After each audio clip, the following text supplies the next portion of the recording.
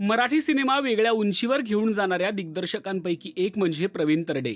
देऊळ बंद, मुळशी पॅटर्न, हंबीरराव, धर्मवीर प्रत्येकच सिनेमा प्रत्येकापेक्षा वेगळा.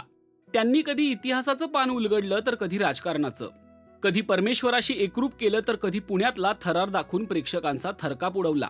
त्यांचा सिनेमा येणार म्हटलं की प्रेक्षक उत्सुक असतात. अशीच उत्सुकता सगळ्यांना लागलीये, कारण देऊळ बंद 2 हा त्यांचा सिनेमा लवकरच आपल्या भेटीला येतोय.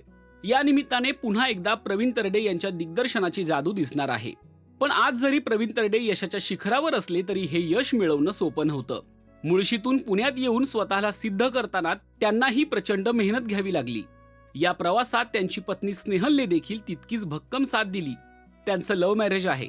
जेव्हा स्नेहल आणि प्रवीण यांनी लग्नाचा निर्णय घेतला त्यावेळी त्यांच्याकडे काहीच नव्हतं. अगदी शून्यातून विश्व निर्माण करावं तसा त्यांचा प्रवास आहे. एकदा तरडे म्हणाले होते की मी 10x10च्या खोलीत राहायचो. त्यावेळी स्नेहलला कोणाशी लग्न केलंस तू असे टोमणे मारायचे लोक. त्यावेळी पैसाच सगळं काही असेल तर मी आता पैसा कसा असतो हे कमवूनच दाखवतो असा शब्द तरडेंनी आपल्या पत्नीला दिला. त्यानंतर त्यांनी लेखन दिग्दर्शनात स्वतःला झोकून दिलं. इतकी मेहनत घेतली की त्यांनी कधीही मागे वळून पाहिलं नाही. देऊळ बंद हा पहिलाच सिनेमा इतका जबरदस्त हिट झाला की तरडेंनी प्रेक्षकांचं मन जिंकलं. मग आलेला सरसेनापती, हंबीरराव, मुळशी पॅटर्न, धर्मवीर सगळ्याच सिनेमांनी बॉक्स ऑफिस गाजवलं. एकामागोमाग एक असे सुपरहिट सिनेमे देणाऱ्या तरडेंना मात्र नाटकावर विशेष प्रेम असूनही नाटक सोडावं लागलं.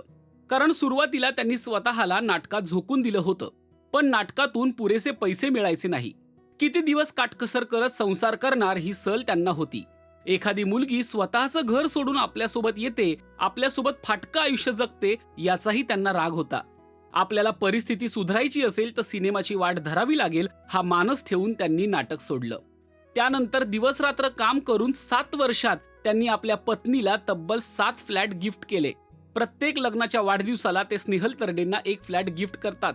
स्नेहल होती म्हणून माझ्यासोबत तिनं संसार केला, तिच्याशिवाय आजचा दिवस शक्य नव्हता असंही ते आवर्जून सांगतात.